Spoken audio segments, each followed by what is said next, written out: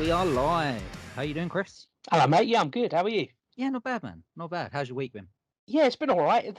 It's been. I got absolutely soaked yesterday. Discovered I got some holes in my shoes, so that wasn't pleasant. Oh, that's never pleasant. That's never a good It idea. was. It was awful, and I slipped over in the mud as well. So, but hey, Oh, talking about horror today, so that makes it all well, there you better. go. There you go. It set you up for it, really, didn't it? Yeah. All right, buddy. What's the first thing you want to jump into? Should we look at this Blumhouse Productions Yeah, lovely. partners with Amazon? I'm really pleased you sent that for me. I hadn't heard about this at all, and it sounds like quite a massive announcement. You know, a deal of 8 films, Yeah. 4 coming in October. Didn't even know they were being produced. I mean, I think it's fantastic. No, it kind of come out of nowhere, right? Yeah, I yeah, mean, until I saw the announcement, I knew nothing of this either. So I know that they have a deal with Hulu, I believe, in America, where they've already produced some films exclusively for them. So I'm not sure if this is an offshoot of that that's now just on Amazon, or this is a brand new series. But yeah, from what I've read, it's going to be called Jason Blum's House of Horrors.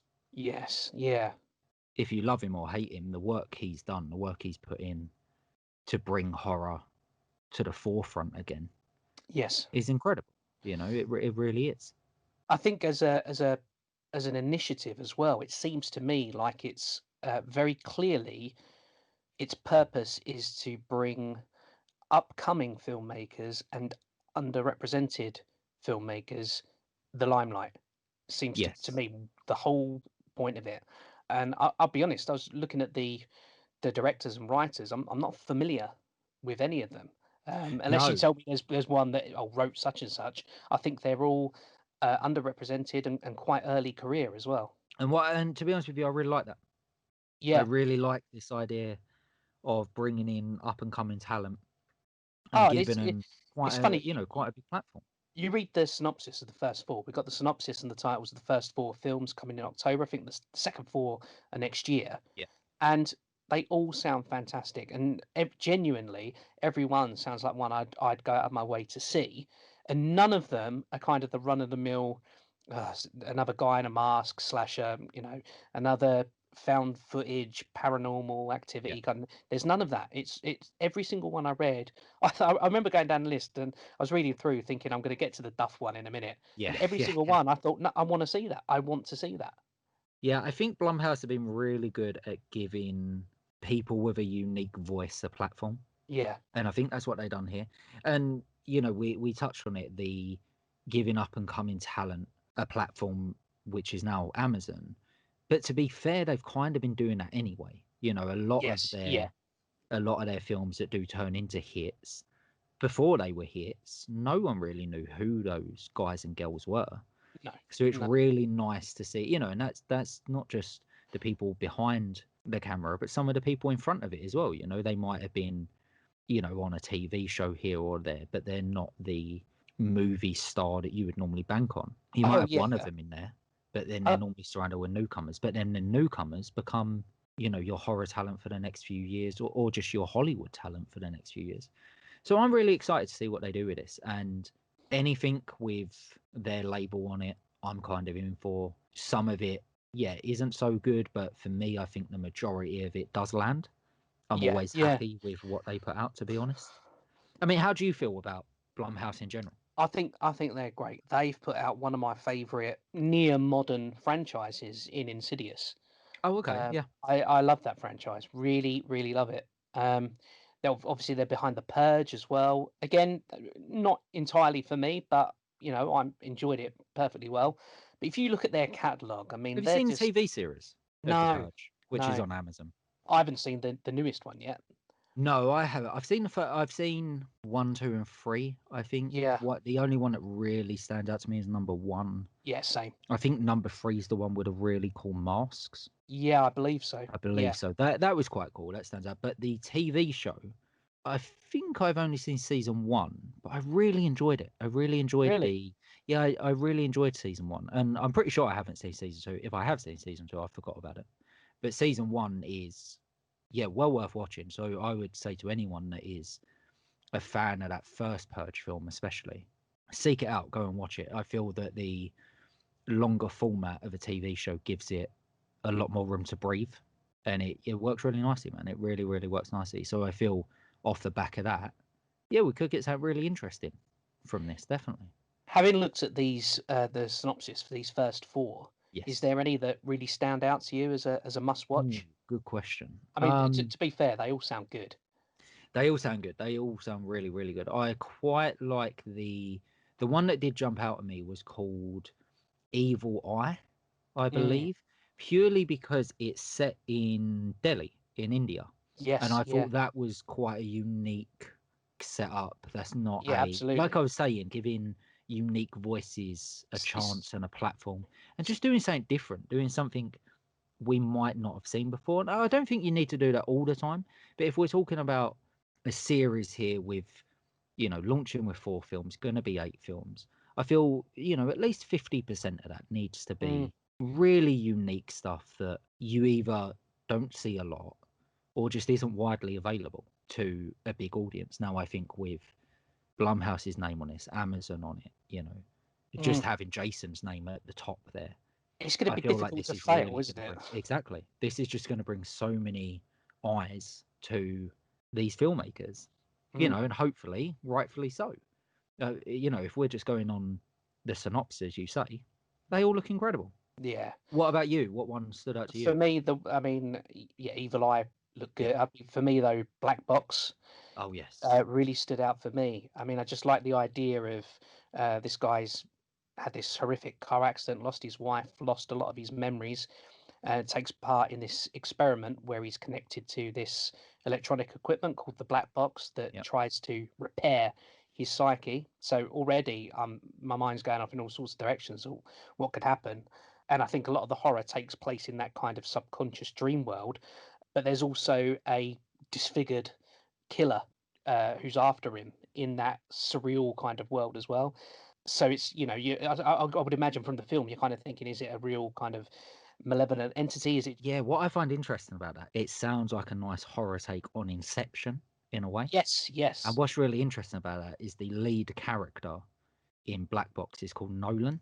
Ha, that's nice. Yeah, Yeah, yeah. So I'm pretty sure they know that, and it's a nice little callback to that. But that's what kind of stood out to me because I was reading it and I was like, oh, this is a little bit Inception, and then it clicked, and I was like, ah, the lead because character. read it now, I'm thinking Inception mixed with Nightmare on Elm Street. Oh yes, that's perfect. That's really great. If we I'd see love to any, see that. if we see any striped jumpers, we'll know we We know called it where right. we know where we're going. Yeah, exactly. But yeah, man, I'm really looking forward to this. This drops on the first 2 episodes drop on October the 6th, and the second 2 episodes drop on October the 13th. And then, yeah, I believe, as you said, the next 4 will be next year, right? Do we know if that's UK as well? I believe so. I believe it's all Prime Video. Yeah, I haven't seen anything that says it will be different for UK, US, wherever.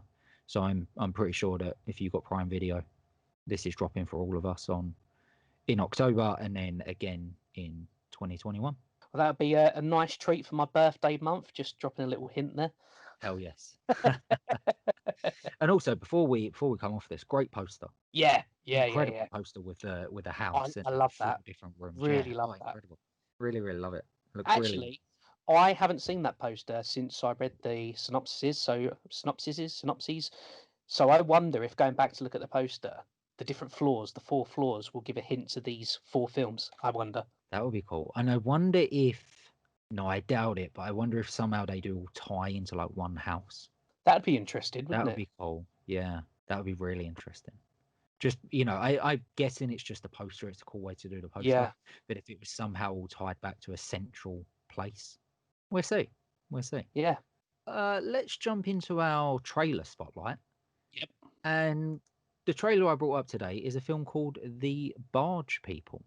Mm. So had you seen this or heard of this No, before I sent this I over? hadn't. I Oh, hadn't. okay. No. And yeah, I'm really into it. I think it looks really great. I love. We don't seem, although I suppose in recent years we've got a few more, but we don't seem to have those kind of wilderness horrors that America has. And I suppose that's in part because we don't have the vast expanses of Yeah. sort of no man's land that they do. It's hard to think you could get lost around Wickford or something like that for our English listeners. This idea of the kind of going out into the more remote places on what is essentially a boating holiday, which I was interested in before I watched this trailer. Yeah. And coming across these kind of deranged, I don't know, mutant killers, looks really good, and I love that with the British twist to it. I always feel sometimes when those kind of films are predominantly American, as a British viewer, sometimes it can feel a bit detached. So I feel Yes. like I'm Yes. losing out a bit on the realism. Whereas it was a bit like The Conjuring Yes. 2, Yeah. Two. Yeah. The because that is Enfield. in Enfield. It felt so real to me because I just Yes. recognised the landscape. And the Yes. same with this. I think this is first and foremost, it's grabbed me because it's recognisable to me, and straight away I'm thinking, that could be me in that situation. Of course. It's coming out now on DVD in the US. I believe the UK is soon to follow. Mm. But this is actually a feature film that I played that actually closed out the Black Sunday Film Festival last year.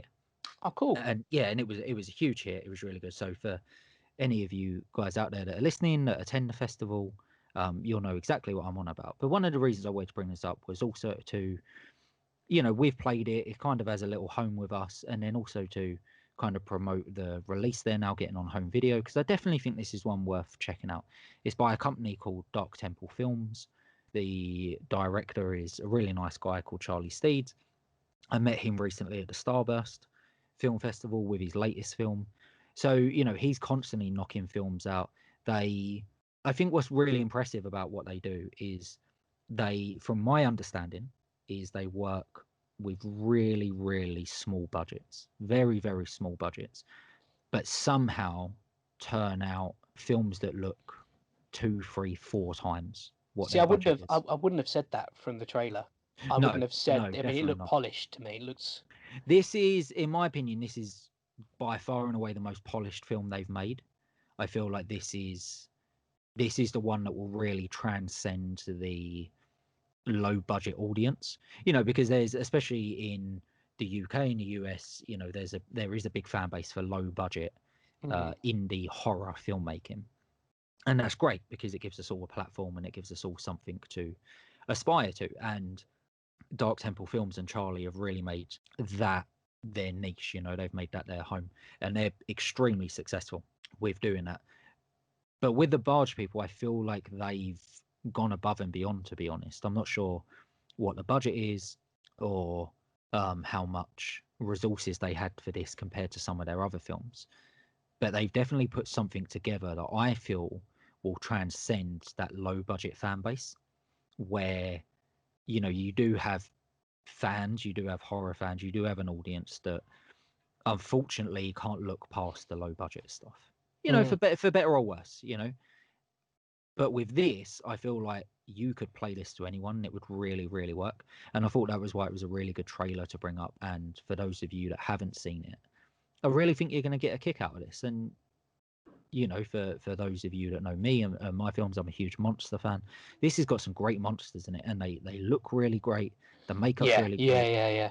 The acting throughout is really great. There's some really, really great English talent in this film, including Natalie Martins, who is the lead in the latest film I'm producing, called A Vow of Isolation, which is written and directed by James L. Perkins.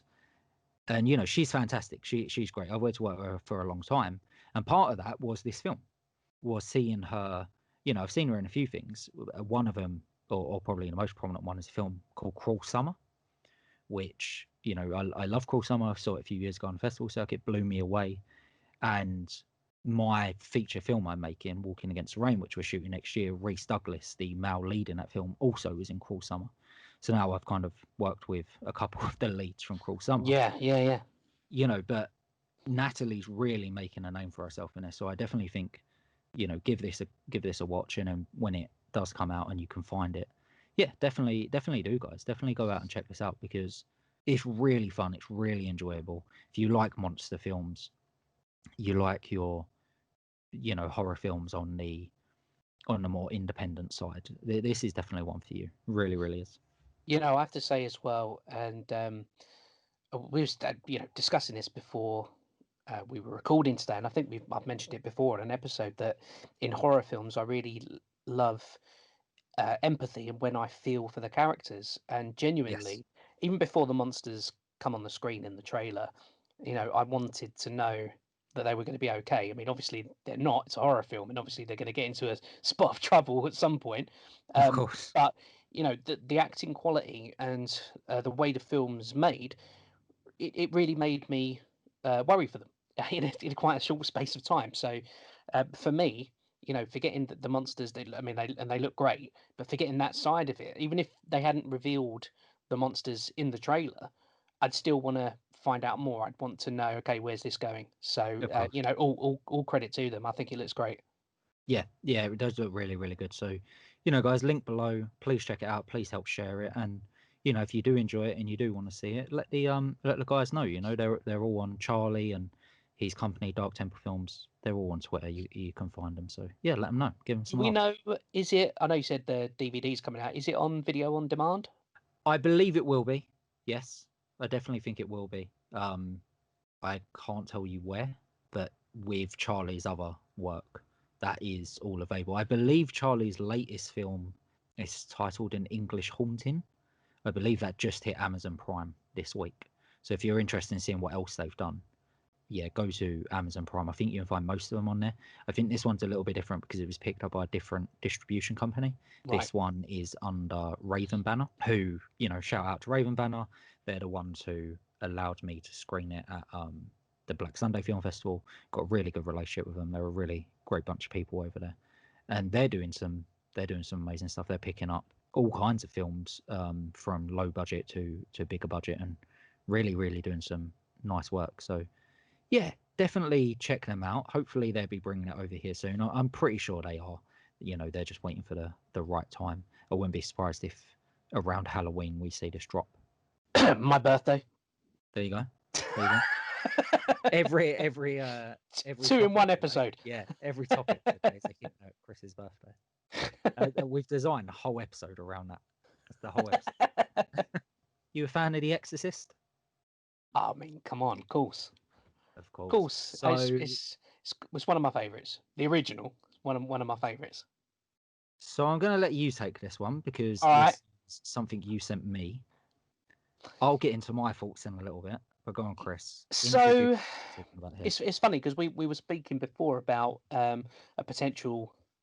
hopefully a potential prequel to A Nightmare on Elm Street and a remake of Nightmare on Elm Street. So I've got mixed feelings about this. So Exorcist 1, in my opinion, or The Exorcist as it was called, is phenomenal. One of the greatest horror films ever made, in my opinion. Exorcist 2 and 3, then we get on to, yeah, they're okay. Perfectly adequate sequels, to what was an outstanding film. They then made 2 prequels that were extremely similar. Again, I enjoyed both of those. Now we're coming on to a reboot. And my feeling is the same as Nightmare on Elm Street. You've got something that's so iconic. By all means, reboot it, but don't do the same again. You've got to go completely different. It's like when they rebooted The Wicker Man. No, thank you. I'm sure everyone worked hard on that film, but not for me. They've got to go different for me. And I don't know, if we saw it from the perspective of someone else, like a doctor, if the person possessed is different from a little girl, maybe the setting's different. Just give me something different. You can keep the same demonic entity as possess someone, and the film's trying to alleviate that. But I don't want to see just a scene for scene remake, because what's the point? Yeah, I completely agree. I would even go a step further and just say, just don't do this.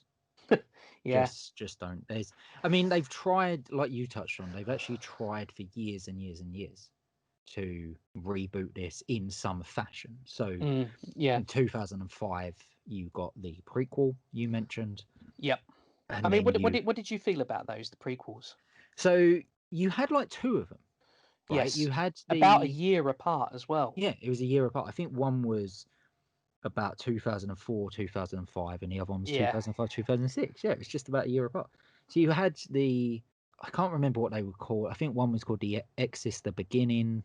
Yep. And then there was another one called something else. They were both prequels. They were like strangely similar storylines. Well, they were just meant to be alternative versions of Yeah. I don't even know how that worked. I don't So it know was it was why did you green light the same film twice?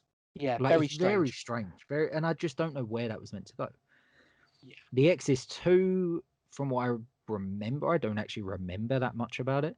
The Exorcist 3, from what I remember, actually is very good, and Yeah, it it's kind got of that scene with like a nurse or a nun with the yes, scissors. yes, You know, that's very very iconic. so powerful. Yes, and the Exorcist 3 was really good. It went in a bit of a different direction. I really like Yeah. that. Yeah. Then they had the Fox TV series recently, which was okay. I personally didn't connect with it on the level that I know a lot of other people did. I don't know if maybe I was just a bit too tapped out with Mm, the exorcism stuff at that point. I'm not sure, but it didn't really connect with me that much. However, the reboot that has connected with me the most, and in terms of experience, is right up there with the original for me, is I saw the theatre show. I was very, very okay. lucky that for one birthday, my girlfriend took me to the theatre. She didn't tell me what we was watching. And as a surprise, it was the Exorcist theatre show. And that was fantastic. It's one of the best experiences I've had in a Oh, I theatre. bet. I bet. Oh, it was incredible, man. It was so well done. It was classic theatre, but with some modern technology involved. So it really, really heightened the experience of the haunting and the possessions and what they could really achieve. And you're just mesmerized because they're pulling some stuff on stage right in front of you, and you're going, "How? Mm. I don't get. How are they doing it? That doesn't make sense." It was so good. But that is a like for like retelling of the film. Yes. Yeah. I think it translates very, very well to a different media. So you had Yeah. film worked very, very well.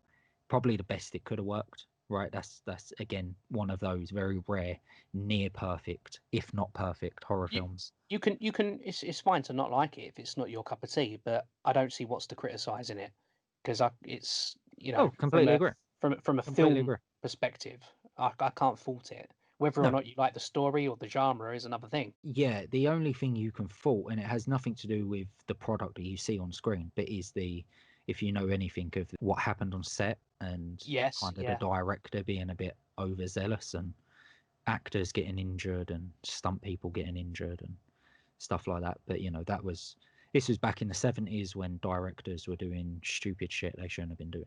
mm. And kind of it was the wild west of filmmaking. To be honest with you, man, I don't really know what to say because I don't want this. Does anyone want this? So I'll throw it back to you then. Why is your feeling different on this to the new Candyman? With regards to The Exorcist, take the title away for a minute, right? It's more Yep. to do with story. It's to do with, okay, what is your story? Someone gets possessed, they bring a priest in, the priest conducts an exorcism. If that's called The Exorcist or not, that has been done so many times. Yes. And I feel it's been done really, really well. It's reinvented itself a little bit at times. The last one I saw that really connected with me was the Last Exorcism. That was like a found footage type version. Yeah, yeah, yeah, That was quite good. That was interesting. But in terms of what they can do with this, I'm just not sure we're gonna get anything we haven't already seen a million times. yeah, Now I could be completely wrong, and I hope I am. I always hope I'm wrong because I never want to see a bad film. So if I'm not excited about something, please prove me wrong because I never want anything to be bad. I want everything to be good, and I want every film that comes out to be amazing. So I hope that happens. But in terms of Candyman, we haven't seen that story for a very long time. I feel like that villain is, or hero, depending on how you look at it, yeah, he is very unique. He has a very unique story. And in terms of the climate within America and Europe over the last few years, it has never been more ripe to tell that story of the Candyman. yeah. Bring that to a new audience, because I feel like there's just so much scope there. Yeah, you could completely argue as well that the first time round, Candyman didn't have the impact that it could have had for whatever reason. Completely agree. Because such a great film. Whereas The Exorcist, yeah, I'm optimistic about seeing it. I'll wait for a bit more news on it and the trailers to start coming in. But my first inkling is don't ruin it, because the first one was all I really wanted to see. I've had my fill. I haven't seen the series. I'm interested to see that. But Candyman, I'm not full up on that, to use the candy analogy. I want more.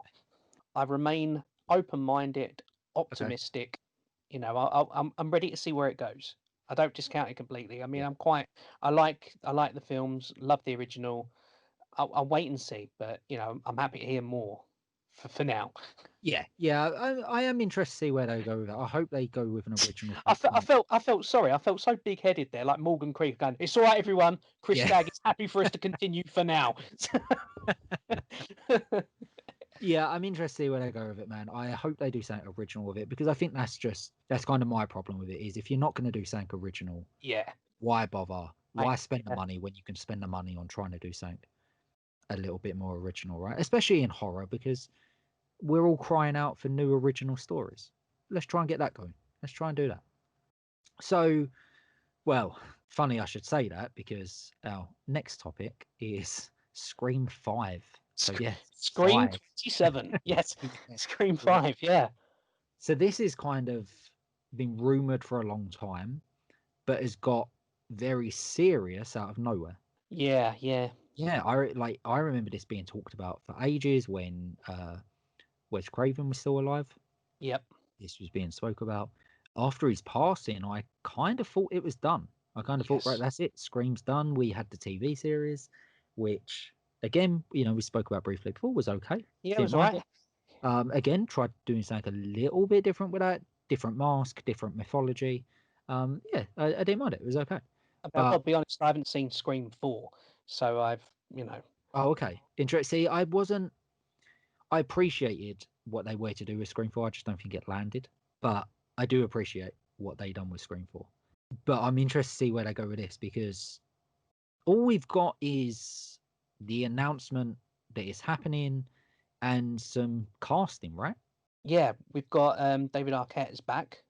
Yeah. So Um, the main players are back, from what I understand. David Arquette, yeah. Courtney Cox, and Neve Campbell. Or maybe Neve See, Campbell. Maybe Neve Campbell's not confirmed yet. I don't think Actually, I'm not sure she has. right? Uh, Okay. Yeah, I think you might be right. I don't think she's confirmed yet, but I think it's heavily rumored she is going to come back. I guess it's, I don't know, maybe a money thing. Who knows? But I know they want her back.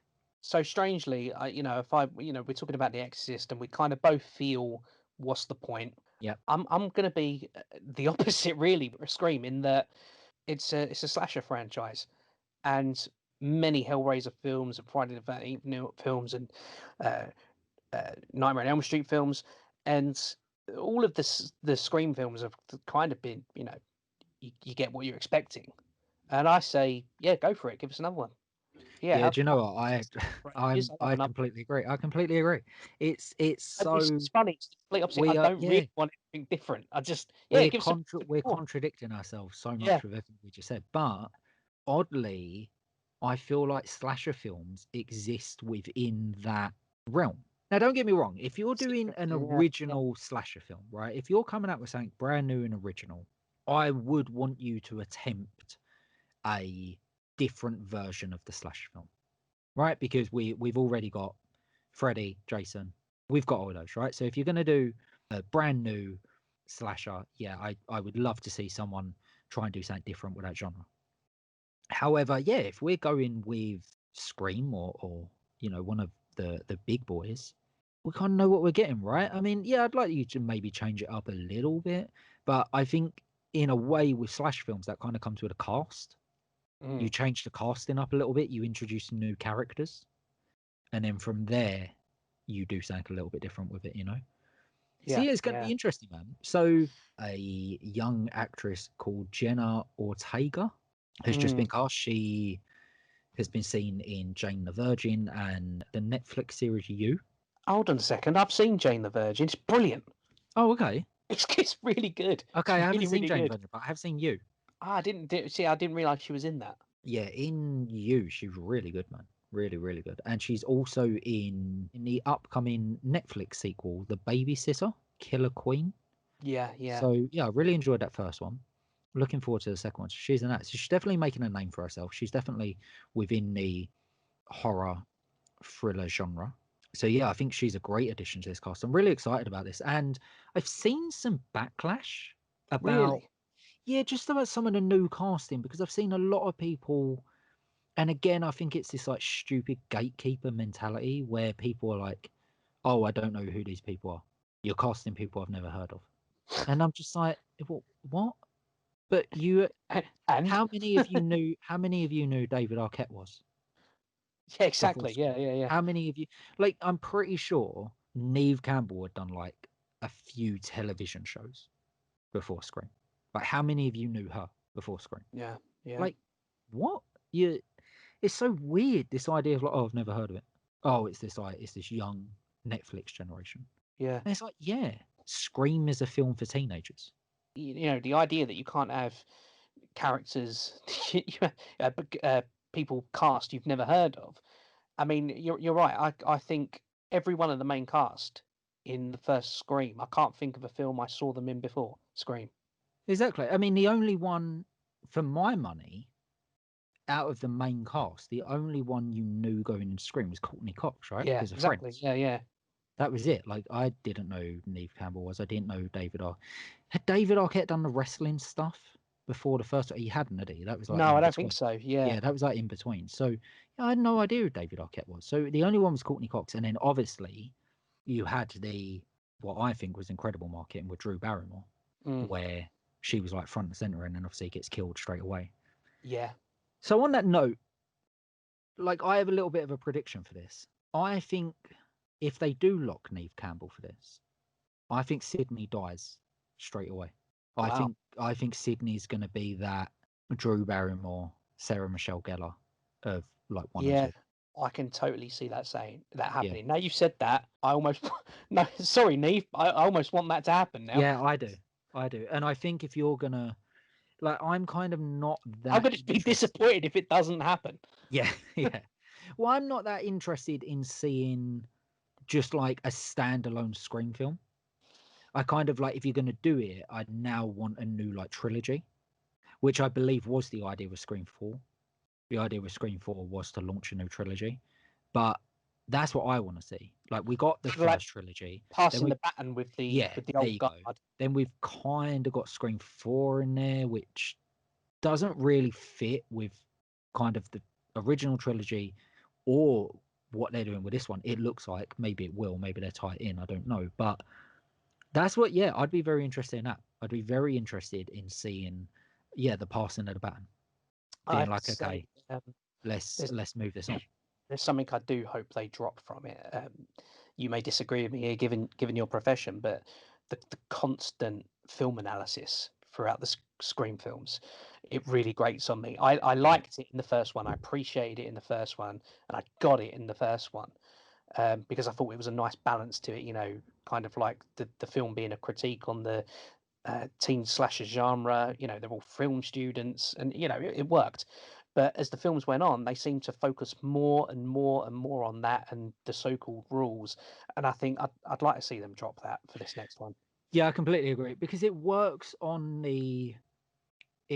for the first three films, because the whole thing wasn't just a commentary on horror films, it was a commentary on sequels and Mm, trilogies. yes. So that worked, right? Because it was really playing on the conventions of, and again, it was doing something completely different. So earlier, when I was saying about how if you're going to do a new slasher trilogy, do something different. Don't just do the killers out there killing people. What's the hook?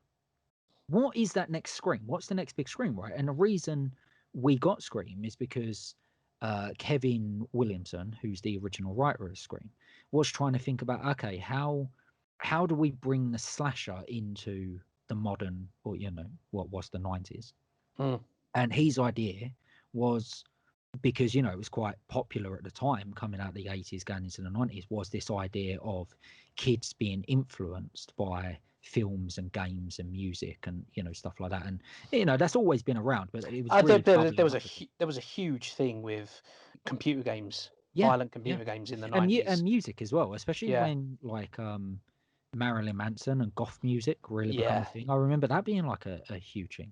And there was a huge thing about like that being a problem. So it was about, okay, well, let's take that. So let's take that. And what if these killers are influenced by films? And again, it was very clever. And in my opinion, that's why it took off the way it did. A lot more than you got a lot of slasher films in the 90s. Not all of them become Scream. And it's because Scream had that hook. And but they did all follow Scream, didn't they? Scream Yeah, was the first pretty much. bang, Yeah, here it is. yeah, And then you got your I Know What You Did Last Summer yeah. and Urban Legend, or whatever it's Urban called. legends and stuff like that. Yeah. That's what we need now. Do something different. And then number 4, from what I remember correctly, was it was like a commentary on the whole like YouTuber vlogger type craze. So it was Yeah. about like the killer was like recording everything and streaming it. Do you know what? I will switch off though if Scream 5 has anything to do with Snapchat and Ghostface on Snapchat. That's the only worry. That's the only worry is like you take it too far Yeah. I with mean, that. by all means, have a reference to social media in general, but if he starts dancing on TikTok or something. So on that note, what would you want to see from this? Honestly, I want to see more of the same, but with, now you've said it, Neve Campbell being offed early on, Yeah. and kind of like the old guard handing the baton over to a new, younger, unknown cast. Yeah, I completely agree. But I I don't, I completely agree. don't, I don't really want to see much deviation from the formula. You know, I want to hear that voice again. Yeah, I agree. I think there's something really interesting that can be made from all of this. I see. I don't know where I'd want them to take it. I want them. Yeah, I'm kind of in between. I want something a Mm. little bit different. I want something that is a little bit modern. I wouldn't mind if that whole. I know we're just saying like trying to step away a little bit from the horror references and the genre references and all that kind of stuff, but that is kind of embedded in the DNA of Scream. It So I is, yeah, think it is. I think there is a way you could do that. And I'll tell you one way I would kind of like to see it is like, what if it's got to be set modern day? It's got to have some kind of relationship to trends right now, right? So what if it was like a commentary on the whole hipster kind of movement and the idea of, instead of it following like they're in love with just horror films, it's about like classic horror films, and the way the film plays out, the way these people are being killed is exactly the same as a classic horror film, and they have to try and work out what horror film the killer is referencing, and Yeah, then that's vice her interesting. work out, like they catch up at some point, right? And they're trying to work out who the next person to die is and how they're gonna die. You're giving away gold Yeah. because that's a really good idea. I think that could be a cool thing. That Yeah, could that be a would cool be, way of yeah. doing stuff. Yeah. Or even like you even go down like someone's back catalogue. So instead of like it being so broad, you just have like, oh, okay, they're referencing Hitchcock films, but in order, or some of them, but in order, and you've got to work out. I think that might be interesting. I'd like to see where they go with that. I think it's quite interesting that they haven't put out any kind of synopsis, Yeah, and yeah. especially because it's June next year, right? It is, yeah. It's quite Yeah, quick. there seems to be a really short turnaround with all these films lately. I think they need it, man. I think Yeah, the yeah. everything from what I know here in the UK, we've started picking up production again now, but in America, I don't think they have yet. In terms of what everyone had planned for next year, or the films that will come down next year, none of them have been made yet. So I think the idea is right. What can we quickly do? And horror tends to be quite a quick turnaround. Doesn't Mm. have that many visual effects and stuff like that, so you can turn it around a lot quicker. And yeah, everything is on a very, very quick turnaround. Going to be interesting, man. It's going to be Yeah, interesting to see yeah. I'll what they look do with forward this. to this one. And I hope it is the start of an overarching story. I'm not, I know it sounds weird, but I'm not that interested in just a one off. I kind of want them to play into maybe a new trilogy, which would be Yeah, interesting. that would be interesting. Yeah. I wouldn't mind if they even moved away from Scream 5 as the title and instead called it like Scream something else. So it's like a trilogy, it just stands on its own. Yeah, yeah, they could do, couldn't But they? then brings in Gal Weathers and Dewey and stuff, and hopefully Sydney, Yeah. but brings them characters in, but like you touched on, like a passing of the torch. I think that would be Yeah, interesting. I mean, I think that's got to be the way they go, but we'll see. We'll see, man. We'll see what happens. All right, buddy. We've worked up to it. It's It's time that for time, time for tea. time for tea time, Yeah, as tea the time. short is called. So this is it, ladies and gents, the creepy link of the week. And this week it is a creepy short film you sent me called Yeah, Tea Time. tea time. So yeah, explain a little bit about So, this incredible short. so I was looking for something very specific to send you today, and I never finished my search, so I can't really tell you much about this because I just stumbled upon it completely randomly. Oh, nice. Um, and it's by a guy called Eric Deutschmann, who I've done a bit of research on. I can't really see that he's done anything else other than this. And I got to say, I've really enjoyed it. I thought it was really powerful and effective. So before I talk about what happens, what did you make of it? I really enjoyed it, man. Like really enjoyed it. As soon as it started, I really liked the look of it. It's Yeah, very different. it's It's strange, isn't very it? yeah, it's very strange. It really grabs you out of the gate because there's just something so mesmerizing about it. It's got this really unique little score. It looks really great. It's shot in 4:3. Got a really nice kind of saturated, grainy image to it. Very underproduced, but that doesn't take Yes, away from the but it professionalism of it. works. It really Yeah, works. yeah. You kind of feel like you're discovering a bit of a kind of hidden gem from the 70s or something, Yes. you Yeah, know? yeah, yeah, It's yeah. you put it on, you're a bit like, oh, I'm not really sure when this was made. It really conveys that very well. Um, and it follows a older lady, and I thought she was great. She was incredible the whole way through it. And then yeah, the last thing I say before you really explain what it is the editing really stood out to me, especially towards the end. There's some really great editing techniques that are genuinely creepy, like Yeah, genuinely creepy, man. They like really got me because you kind of get halfway through the film, you're like, okay, I kind of see where this is, kind of see yeah. what this is doing. It's not like comedy, but there is like there is a comical element. It is. You're right, and I mean, I'm glad you picked up on that because that's the reason I sent it through. Really, was because of that editing. So we'll talk about that in a minute. So essentially, the film shows this lady who seemingly has murdered her husband. We see, and it seems like there's a moment where she looks at the body of her husband and sort of realizes what she's done, but she throughout the film she seems to be in this kind of dream world where she's just carrying on as normal. She's pouring a cup of tea for herself and for him. She's pouring food for the animal that's obviously not eating it. The three things that stand out for me were the way it's shot, the kind of graininess to it, very Yep. old fashioned. It does look like it was done in the 70s or 80s. The music and that editing.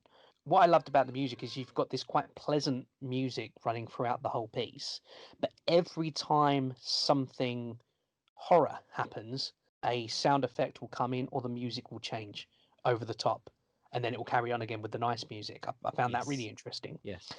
And then, of course, the editing when you see the body be reanimated again. It's kind of statically. I don't even know how to describe it. Sort of flickeringly crawling towards It's her. almost stop motion. It almost stop motion. Yeah, Yeah. almost stop motion. It works really well. It's done on Drags a its hands across the yeah. table and Yeah. sort of it's reaching for her, Yeah. and you don't know. Is that in her mind? Is it Well, that's what I loved a about it. creepy entity? We don't know. I really love that about it. I really love that it left a lot open for interpretation. And like I'm a big fan of that anyway within my own work and with Mm. a lot of films that really hit home with me. But yeah, I really like that. I really love that it left a lot open for interpretation. You weren't really sure. Yeah, was it in her mind? Was it not in her mind? But again, that just plays into the rewatchability of this I short found film. the last shot quite disturbing, probably more disturbing than seeing the dead body of the man. The last shot under the sink. I Yes, found that yes. really sticks with me. I thought that was incredible. I thought it's like a slow zoom, isn't it? Yeah, You know, and yeah, that was great because you see it from kind of a long shot and you're like, what is that? Is that what I think it is? And then yeah, it slowly zooms in, you're like, oh wow. yeah, Okay. Okay, that works really well. But yeah, this is a really great link, man, and definitely one I think people should go and check out. yeah. I mean, Definitely one people should go and as check I out. say, stumbled upon it. I really enjoyed it. I've watched it twice now. I'm probably going to watch it again. Yeah, within 3 minutes it achieved everything it set out to achieve. It really did. You know, it's a simple setup, but by no means is that slight on the film. It really, really incredible for 3 minutes, and yeah, it really works. I'm definitely going to watch it later. I'm going to put it up on YouTube on my telly, in the dark, and watch it Big like that screen. as well. Yeah. Yeah, definitely, man. I want to see Cool. this on the show. Another successful one. Very, very successful. Yeah, man. Yeah, well done with that. Great link. Really hope that when this coronavirus is all over, we should do an episode from the pub. That'd be awesome. Oh, that would be great, wouldn't it? Yeah, What a great that'd idea be that really would cool. be. Yeah, I think like definitely at some point we're gonna have to put together like a live version where we get some Yeah, people. that'd be good. Yeah, I'm thinking about maybe adding it as part of the festival, like me and you doing a live version. That thought crossed my mind. Oh, would be good, right? I think we're gonna have to Could do get. it. Do you think Michael could come over as well? That would be really good. I'd love that. I'd love it if we could do both shows live for That'd be really cool. yeah, As like an without a doubt. opener and a closer, that'd be really great. Oh, that would be really good, yeah. Well, let us know if you want to see that, guys. Let me know if that would be something you're interested in, and if it is, we'll definitely make it happen. Thank you so much for joining us again. As always, we really, really do appreciate you tuning in. And until next time, stay safe, horror hounds. Cheers, guys. Bye.